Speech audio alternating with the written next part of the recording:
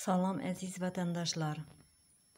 Şu Cuma Saparoğlumuz, Farkat, Nur Muhammed, onun gibi bir sürü oğlanlarımız var. Vətənimiz üçün güreşibirkən. Qanı biz de onlara destek verəli.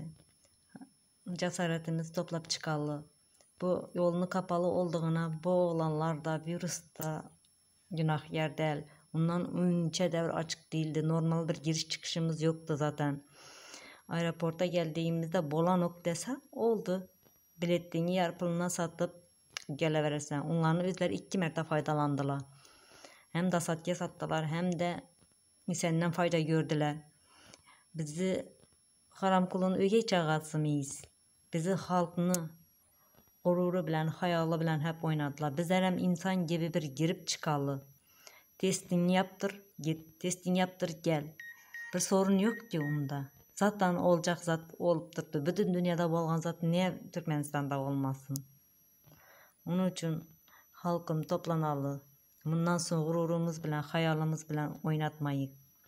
Bu biz sesimizi çıkarmayınca halk sesini çıkarmayıp de kafasına ne gelse atıp oturttu.